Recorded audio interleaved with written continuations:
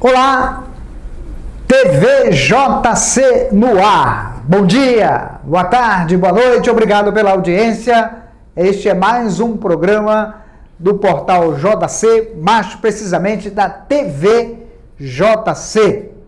O programa de hoje nós trouxemos para cá para conversar, para bater um papo com um ativista político social que faz muito barulho nas redes sociais e que nasceu em Monte Alegre, mora em Santarém, fica nessa ponte aérea, nessa ponte fluvial Santarém-Monte Alegre, já que ele nasceu em Monte Alegre, mas trabalha aqui em Santarém, que é o Marcos Meireles. Marcos, muito obrigado pela tua participação, obrigado pelo convite, você aparecer aqui com a gente, bater um papo aí sobre a realidade, principalmente da tua cidade natal, Monte Alegre. Jéssica Carneiro, eu que agradeço a oportunidade de estar aqui contigo. Você faz um trabalho brilhante perante a sociedade, de jornalismo, mostrando todos os aspectos que acontecem no Pará, no Brasil. Isso eu considero muito importante. Eu me sinto privilegiado de estar aqui contigo, fazendo essa entrevista. Marcos, tu faz um trabalho, tu faz muito barulho nas redes sociais, né? Tu incomoda muito, principalmente, o prefeito de Monte Alegre, o Júnior Raj. Eu te pergunto o seguinte, qual é a avaliação que tu faz dele? Porque ele é prefeito pela segunda vez, tá? Foi eleito naquele mandato tampão, aí foi reeleito agora por um mandato de 4 anos. Aí. Ele mudou muito do mandato tampão, ou já começou com as tuas críticas, ou ele conseguiu ficar... Enfim, qual é a avaliação que tu faz entre o primeiro e o segundo mandato? Então, o primeiro mandato foi um complementar, né? Que teve aquela vaga que teve, né? O prefeito foi cassado. Aí tem uma regra que antes de 6 meses, se tiver essa cassação, tem que fazer uma nova eleição. E aconteceu que ele ganhou aí, a população muito revoltada, desacreditada com os políticos locais, e ele ganhou. Mesmo morando em Belém, né, ele veio para Monte Alegre e ganhou. E para fazer uma avaliação aí, que já tem mais de 1 ano de gestão, eu sempre costumo dizer que não existe 100% uma gestão ruim e nem 100% uma gestão boa. Exato. Mas também a gente tem que ter maturidade para reconhecer os defeitos e também mostrar aquilo que precisa melhorar. A gestão do Júnior Raj, a gente sabe que ele é uma pessoa articulada.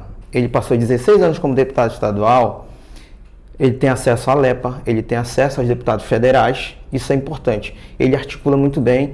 Nas redes sociais, ele é uma pessoa que sabe conversar com a população, sabe desequilibrar os adversários políticos. Isso aí ele é muito bom nisso, na rede social, tudo. E é uma pessoa assim, que tem se mostrado, né, em situações urgentes que acontecem na sociedade de Monte Alegre, como agora no Curvão do Curaxi, que ele foi lá de noite mostrar, né, que estava resolvendo aquela situação. Só que gestão pública, ela não se resume a apagar o fogo naquele momento. A gestão pública, ela tem que ter planejamento. E eu sempre digo que é uma frase muito importante na nossa vida, que a precaução, a prevenção é o melhor remédio para a gente não deixar um problema acontecer, evitar problemas. E tem muitas coisas em Monte Alegre que precisa de prioridade, de uma gestão mais clínica e organizada da gestão. Fazendo um paralelo entre a gestão dele e a gestão do prefeito anterior, né? Tu achas que houve uma evolução ou o prefeito anterior era melhor? Ainda que, vamos dizer assim, o prefeito anterior tinha era influenciado bastante pelo Jardel, né? Sim. Fazendo um paralelo entre o prefeito anterior e o prefeito atual, qual você acha que está saindo melhor? Tem muitas pessoas que dizem assim que o Matheus Almeida não fez nada. Não existe prefeito que não faz nada, porque vem dinheiro, vem recurso, tem o dinheiro próprio do município e o gestor ele tem que gastar esse dinheiro. O Matheus Almeida fez uma gestão meio tímida, uma gestão muito conturbada de processos, mas ele fez muitas coisas, o Matheus Almeida. Inclusive, fez uma escola no Morumuru, que eu reivindicava com os moradores, juntamente com o vereador local, a gente reivindicava, e o Matheus Almeida teve a coragem de fazer. Outras escolas também. Valorizou o servidor público, que é uma pauta também que a gente precisa falar, valorizou o servidor público. Eu ouço muito, há muita reclamação do servidor público com relação ao prefeito Júnior Raj, né? Aí eu conheço a presidente do sindicato dos servidores públicos, a Adria, né? E ela sempre tem cobrado, assim, com contundência né, denunciado, inclusive, com contundência o prefeito. Essa relação é muito conflitante, né? Por que essa relação conflitante entre o prefeito Júnior Hagi e o servidor público? Olha, desde a campanha eleitoral, o Júnior Hagi mostrava aí que fazia um discurso aí, parecia ser contra os servidores municipais, né? Então essa briga já veio desde a campanha e se perpetuou. Aí teve várias manifestações dos professores, juntamente com a Secretaria de Saúde, por meio do Sindicato de Servidores do município de Monte Alegre. Então foi um embate aí que está até hoje se perdurando e que ainda não foi resolvido, né? E entra em pauta também, Jesus Carneiro, a questão dos professores, que a gente deve falar com seriedade, porque foram direitos que foram retirados, conquista de anos que foram simplesmente descartados pela gestão atual e pelos vereadores. E Jesus Carneiro, uma coisa muito importante que a gente precisa observar, porque por detrás de um professor, por detrás dessa pessoa que está dentro de sala de aula, existe uma família, tem um pai de família, tem uma mãe de família, tem uma história, tem alguém que passa a vida, que doa a sua vida a educar a nossa sociedade. Então, quando tira-se direitos desses profissionais, não é só o bolso que é atingido, que pega a granada, não é só o salário que é diminuído. Eu enfatizo, a dignidade dessas pessoas. Infelizmente, a gente hoje observa que tem professores em depressão, professores com ansiedade, professores em dívidas. Infelizmente, é uma história que foi marcada de forma ruim no governo atual de Monte Alegre. A Câmara Municipal, o prefeito tem o apoio da grande maioria, inclusive o presidente atual, né, da Câmara é um aliado assim, fiel do prefeito. Por que a Câmara se ajoelha tanto? Por que a Câmara não é mais independente em relação ao prefeito?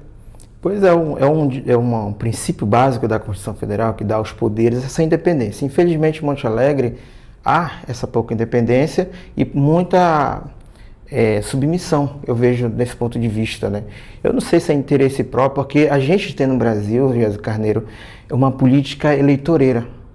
Tu vai para o mandato pensando na próxima eleição. Você faz uma obra pública pensando na próxima eleição. Você não faz um trabalho estratégico de longo prazo, você faz pensando na próxima eleição. Por isso que tem pontes que não aguenta 3 invernos, que cai porque o prefeito vai lá, faz um trabalho paliativo. E eu vejo, com esse olhar em Monte Alegre, nesse caso, os vereadores querendo uma asinha, querendo a sombra do prefeito para garantir os seus eleitores. Entendeu? É por isso que eu vejo hoje essa submissão, essa falta de independência, essa falta de fiscalização, que é o papel principal do vereador, fiscalizar. O povo de Monte Alegre é uma coisa que me ressalta muito, que eu vejo com muita positividade, um lado muito positivo. Sim. É um povo que fiscaliza bastante. Sim. Né? De vez em quando eu vejo, aparece no seio da sociedade, associações, entidades autônomas que se intitulam, que se colocam como vigilantes da transparência, cobrando transparência, inclusive vão ao judiciário, judicializam, entram com processo contra prefeito, vereador, cobrando transparência do dinheiro público, cobrando transparência do serviço público. Quer dizer, não é por falta de inércia, não é por inércia. Sim. Que a população está assistindo, vamos dizer assim, uma guerra que se vê isso claramente explícita entre o prefeito e o servidor público, né? Sim. Não é por conta da população que está adormecida, não. Você não pode colocar uma culpa na população, no movimento organizado. Sim. Não é isso? Sim, com certeza. A gente tem o princípio do controle social dentro das leis brasileiras, né? Tem que ter esse controle social, porque não é só o parlamentar que fiscaliza, a população fiscaliza. E a gente tem uma atuação de pessoas que realmente fiscalizam, que fazem um trabalho que o vereador não faz, que era para ser o papel do vereador, fiscalizar o orçamento público, fiscalizar como é que está sendo gasto o dinheiro público. E aí a gente vê pouca atuação. E alguns que são oposição se colocam assim, não, tem que me entender meu lado, porque senão vou ser perseguido. E existem cidadãos monte-alegrenses que eu tiro o chapéu. Exemplo do Dr. Rizonilson, um cara extremamente inteligente, que vai, denuncia, não só fica na rede social, ele vai também nos órgãos controladores, né? Ministério Público, etc. E a população de Monte Alegre é uma população inteligente, população acordada. Isso. É uma população que se destaca aqui no cenário. Inclusive, teve vários, né, monte-alegrenses que foram renomes no Pará, no Brasil. Eu vejo muito monte-alegrense, principalmente na área do judiciário, né, Sim. do direito. Inclusive a Célia Regina, né, que é monte-alegrense. O Océlio, né, o juiz Océlio Federer. Célia Regina. Também a Célia Regina, né. Uma outra coisa que eu te pergunto, desses vereadores, são 13 vereadores, 15 vereadores da Câmara de Monte Alegre, qual aquele que tu acha que faz um bom trabalho? Ai, meu Deus. Não tem um que se salve. Dizem que foi a pior composição da Câmara atual, né? Pouca qualificação, né? Tem uns lá que fazem, né? O Despinha, de vez em quando tá lá fazendo denúncia, é difícil. Não tem ninguém que se posiciona assim como papel de fiscalizador independente? Não tem? Tem não. Teve um fato bem inusitado, que era um vereador que estava nesse processo, igual do Malaquias, né, processo de cassação, e teve um vereador, uma vereadora, que eu não quero dizer o nome aqui, que disse que o papel da Câmara não é fiscalizar. Ou seja, a pessoa desconhece o regimento interno. O papel essa pessoa falou, o papel dos vereadores não é julgar ninguém da casa. O vereador falando isso? Teve o vereador que falou isso. Mas fala o nome do vereador. Você é fiscalizador, você... Não, mas fica em off, mas isso aí foi uma coisa bem inusitada, e a gente vê o despreparo, né, assim, porque a gente elege um vereador para que seja um representante de fato, né, da população, que conheça a realidade e conheça a lei, principalmente as dele, né, lá da Câmara Municipal. Então diz o seguinte, a pessoa quando está fora, está em campanha, ela se diz que vai ser um vereador que vai cobrar, quando chega lá, muda de posição, é isso que acontece? Eu acho que a corrupção, a mentira, né? Não é a política que faz o ladrão, tem esse ditado sempre que eu falo, é o nosso voto que faz a pessoa desonesta virar político. Então, a gente não vê assim letreira na testa da pessoa quem está falando a verdade. E tem muitas pessoas aí que enganam, né? Falam que prometem mundos e fundos para as pessoas e acabam chegando lá e aquilo não passava de mentira, não passava de ilações.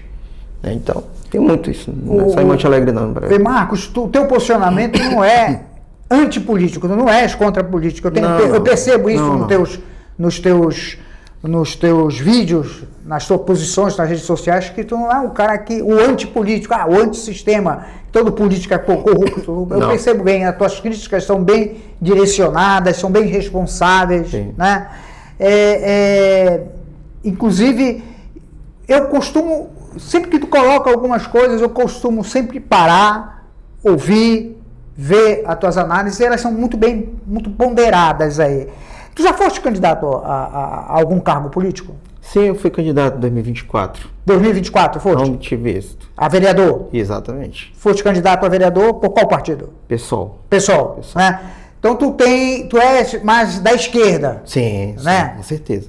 Pelo PSOL. E não conseguiste? Não conseguiste? Eu tenho lá em Monte Alegre chamado Pilatos. Ele disse, sem dinheiro não tem como varar.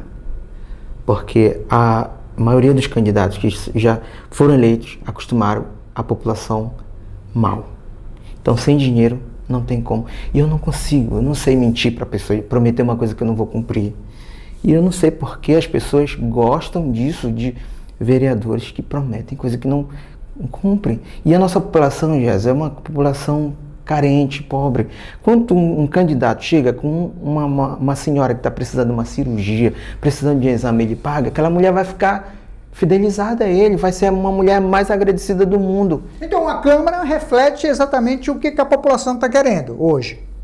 A população não quer um legislador fiscalizador. A população não quer um legislador independente. Ele quer um legislador assistente social, é isso? Eu não posso nem colocar a culpa na população, porque a população ela é desacreditada com os nossos políticos. Aí chega o Marcos Meirelles lá, é só mais um. Ele vai ser mais um ladrão que vai estar lá. Né? E a gente está com uma boa intenção, tem projetos bons para o município, tem projetos bons para o Pará, para toda a população, mas a população é desacreditada, é uma população que, infelizmente, até falando no aspecto do Brasil, eu não sei até quando a gente vai ficar nessa polarização entre Lula e Bolsonaro. Né? Lula e Bolsonaro. O Bolsonaro de um lado, o Lula do outro, e até quando a gente vai viver no Brasil, onde a industrialização, no tempo de Getúlio Vargas, o nosso Brasil tem uma das maiores terras áreas do mundo, mas não se desenvolve, não cresce. Aí eu pergunto já até quando a gente vai ficar em assistencialismo, dando assistencialismo para a pessoa. Eu não estou dizendo que isso não seja importante, mas a gente precisa da independência, colocar uma economia sustentável que garanta a dignidade das pessoas. Então a gente precisa, desde o aspecto municipal até federal, a gente vê que a nossa política precisa melhorar. Por ser decepcionante para ti essa tua participação política e tu não queres mais essa experiência?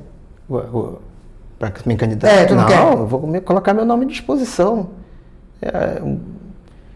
Não deu certo a primeira, pode dar na segunda? É assim que tu pensa? A gente olha a história de Abraham Lincoln. Não foi a primeira vez que ele ganhou uma eleição.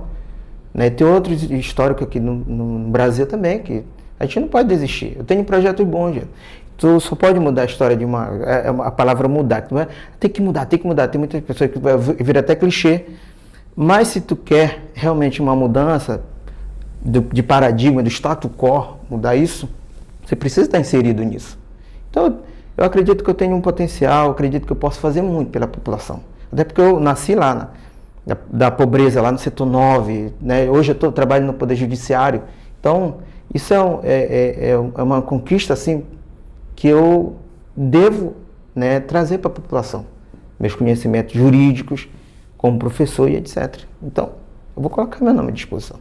Eu lembro que Monte Alegre, eu acompanho a história de Monte Alegre, sempre se destaca alguém de Monte Alegre na LEPA, na Câmara Federal, sempre tem um político bom, representando, bom no sentido eleito lá em Monte Alegre, por Monte Alegre, representando o município, seja no Congresso Nacional, seja na LEPA. E por conta disso eu percebo que existem muitos jovens, lideranças políticas jovens, que têm um potencial, como tu é um caso, né? A Adria, por exemplo, é uma outra pessoa, né? E eu acho que vocês, jovens, têm a responsabilidade de se candidatar e sem ter medo de ir à luta, perdi, tudo bem, mas eu vou de novo, até que o povo comece a acreditar que eu estou falando aquilo com responsabilidade, sem promessa, sem assistencialismo. Sim, com certeza. Além de você, a Adria, eu acho que é um bom nome para... Não, eu já conversei com a Adria. Estou falando da presidente do Sindicato de Servidores. Ela disse que não tem pretensão. Ela é presidente do sindicato, ela tem uma postura assim, porque trabalhar com pessoas não é fácil, né? E eu até compreendo, ela não tem esse lado partidário. Ela é bem na dela. Mas precisa, mas né? ela tem uma atuação política dentro do sindical, principalmente, né? Outro sindical muito importante. Eu percebo que isso. Que não deixa de ser uma representação política, né? Deles. E para 2026, quem que você acha que Monte Alegre vai ser representado por quem? Para câmaras federal e para a LEPA? Tá, já cogitado, o prefeito já lançou a irmã dele, a Drene Braga. Temos a doutora Neila Braga também, que é uma pessoa que eu admiro muito, faz um trabalho social, porque é assim, não adianta só falar. Tem muitas pessoas que falam e não faz nada. Ela não, é uma pessoa que se destaca por fazer um trabalho social. Como é o nome dela? Doutora Neila Braga. Sim, faz um trabalho social muito importante, principalmente para as pessoas que têm criança com aspecto do autismo. E esse trabalho mostra que a pessoa tem essa preocupação com a sociedade. Né? Aí tem também o João Pingarelho, que é ali dali João Pingarelho, deputado estadual, né? Que é de Prainha, né? Tudo esse pessoal aí, já candidatos, são pessoas assim que vêm forte, né, para a eleição dentro do Pará, deputado estadual. O prefeito, então, laçou a irmã? A irmã. Tem a Braga. A Braga, ela é parente daquele ex-prefeito? Do Jorge Braga. Do Jorge Braga. Ela é sobrinha dele, se eu não me engano. Então ela tem a linhagem política lá dos Bragas de Monte Alegre. Sim. Né?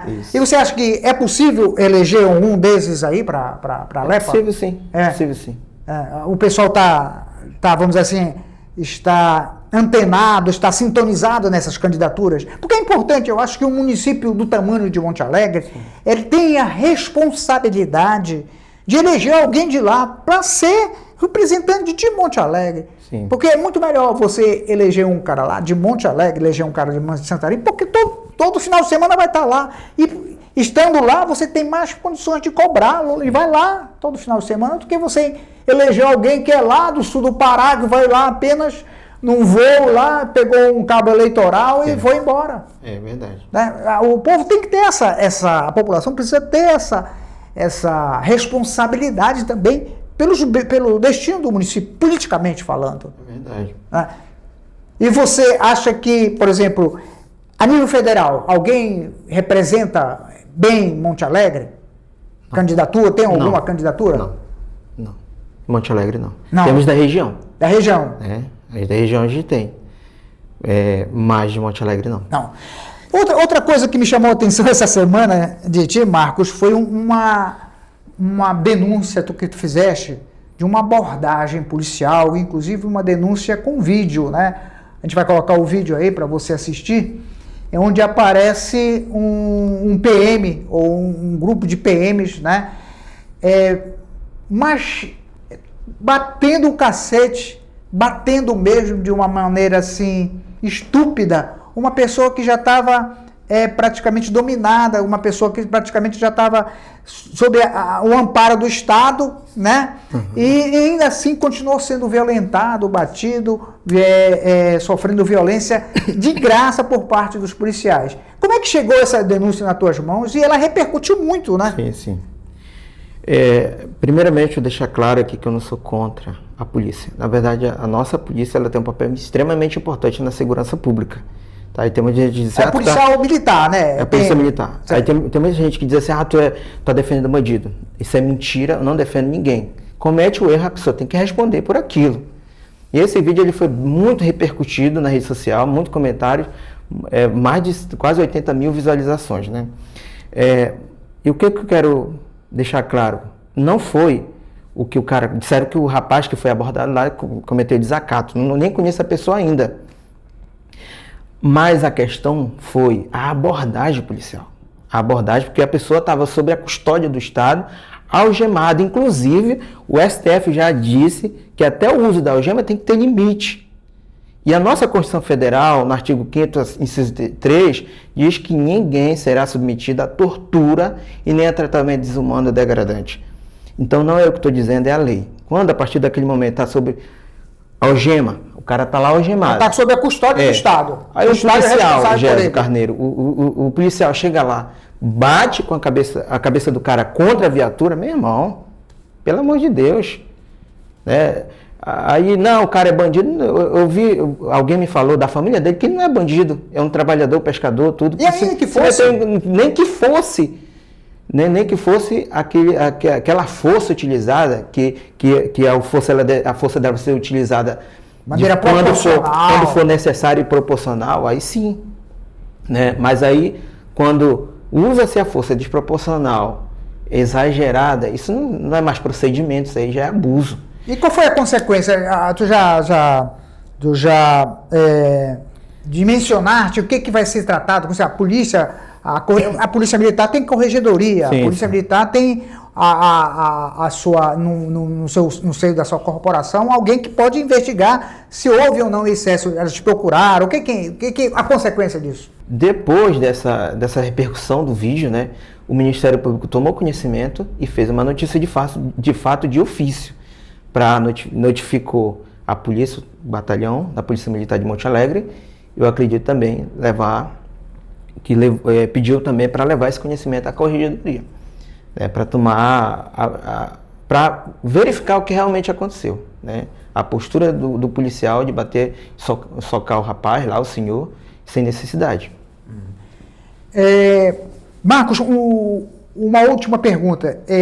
Para 2026, tem ano eleitoral aqui, quem que tu acha desse embate que já está se observando aí?